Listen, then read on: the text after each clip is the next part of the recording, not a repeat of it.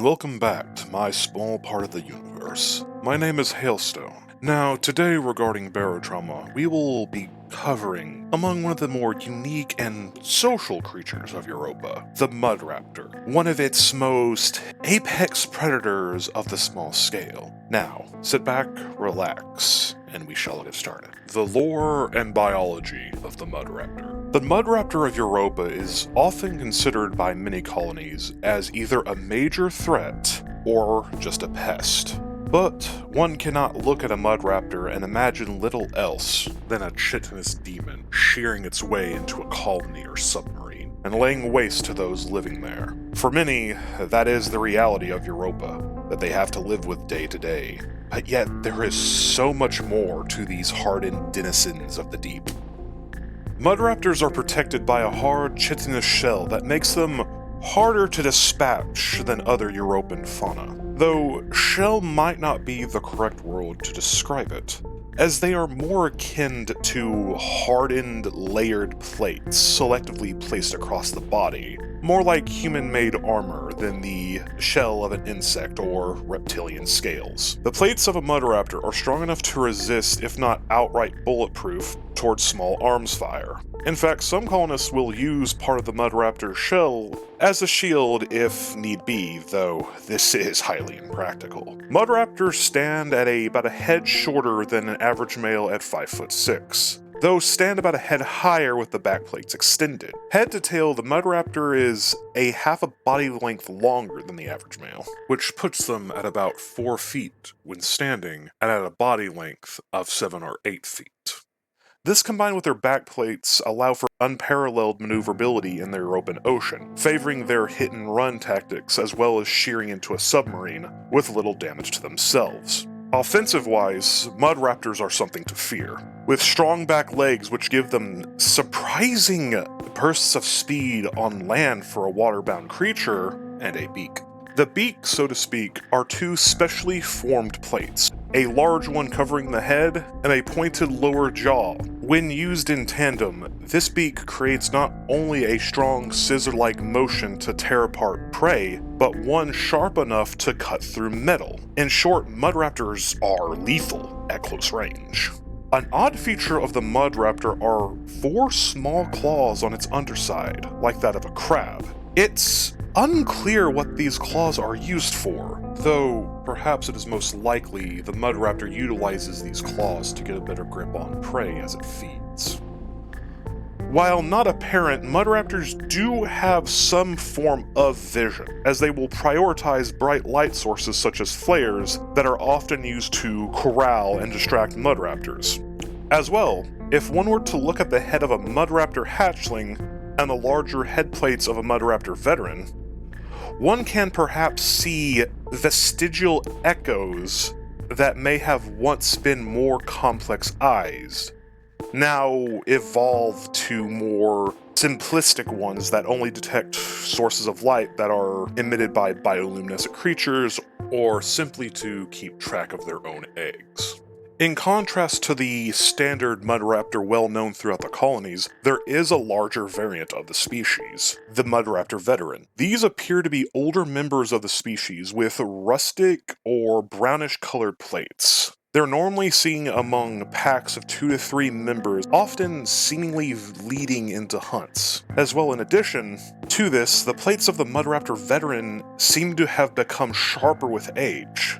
And this may be what gives them their leading role. As being larger with sharper claws and beaks, the Mudraptor veteran can easily dispatch prey on its own, or while working in tandem with its pack, as to not waste needless energy. Social behavior and reproduction of the Mudraptor. Mudraptors can be typically found in packs of 2 to 3, with at least one of them being a more robust member of the species, which in the colonies are typically called Mudraptor veterans or alphas. When not out hunting, Mudraptors prefer to keep to the cramped caves of Europa where they can avoid larger predators. Mudraptors often prefer to nest within the caves, in either a dry or completely wet environment. In fact, one might also find Mudraptors taking up residence in old human structures on the frozen moon, such as old colonies or military bases. Attempts have been made to expel Mudraptors from mines and old colonies, though only the best laid plans come back with anyone alive. Mudraptor nests typically contain 3 eggs, though there have been reports of larger nests holding as many as 6 eggs that have been seen in old colonies. These are constantly watched by 2 or more adult Mudraptors. While interaction between Mudraptors and their care for their young hasn't been directly observed, attempts by so-called well-meaning and eccentric individuals show that Mudraptor eggs must be regularly fed and can't act on their own until one has hatched, at which point it is able to hunt by itself. This has a strong implication that Mudraptors feed and care for their young until they are strong enough, and will bring them food. Which, if true, Mudraptors may have some of the most complex social interactions with their own species, perhaps rivaling that of the Moloch. Though this comes with a note of warning. All attempts to tame or domesticate a Mudraptor have failed, and often end up with the death or at least seriously wounded crew members who were convinced that it might imprint on them. There is one, and only one, instant of a Mudraptor being tame, which will be discussed later. Once hatched, the Mudraptor has all the necessary instincts to survive on its own, which, the early life of a Mudraptor is probably spent in the nest and the surrounding caves, eating small prey and sharpening its skills, before growing large enough to join the adults in hunting. It is currently unknown how Mudraptor packs form, as the packs could be close-knit families or simple harems put together by ousted hatchlings, once they are large enough to survive on their own, akin to wolves in some cases. Though, if they are close-knit families, it puts a somber tone in having to dispatch them for when they become a pest or a threat to human activity or life.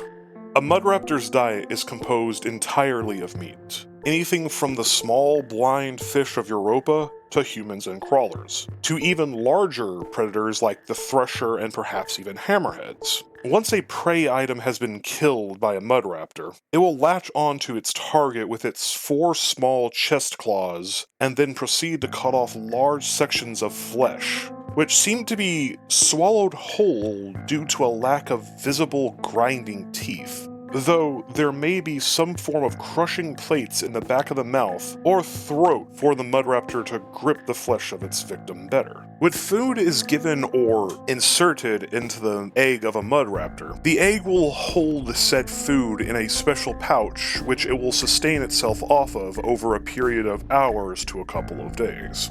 Thankfully, the growth stages of Mudraptor eggs are actually well documented, due to various attempts to domesticate them. There are approximately 4 stages worth of growth in which the Mudraptor egg in question will get larger and larger over the course of time. And somewhere along the line, someone somehow found out that Mudraptors can be fed saline bags. How any one crew member had enough time to figure this out is beyond befuddling. Even more so to the poor submarine medics that had to deal with a strangely disappearing saline supply for someone in hopes of a Mudraptor pet.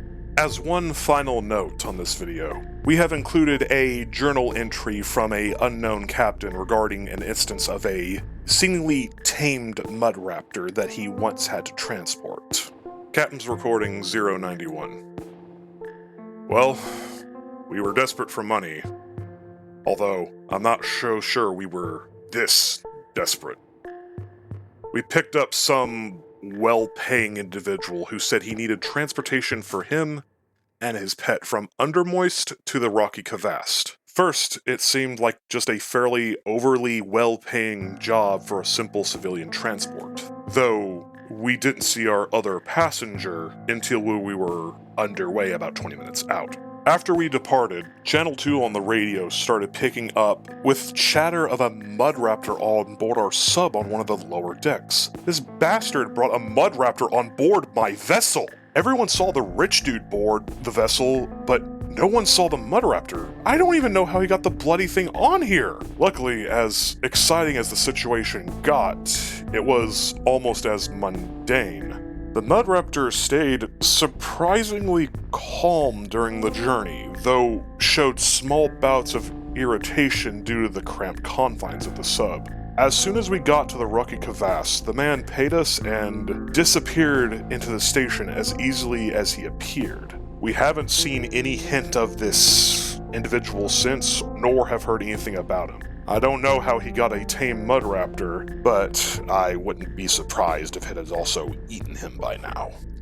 Thank you for listening to yet another one of my videos. I am truly happy to see how many views my videos have gotten over the last week alone. I never thought my channel would be based on Barotrauma, but I am more than happy to do so. I thank everyone who has left comments. I am thinking about adding more visual entertainment, but I am unsure in what form would feel appropriate for something like this. So please do stick with me as I continue on my journey. So please like, share, and subscribe, and have a wonderful day.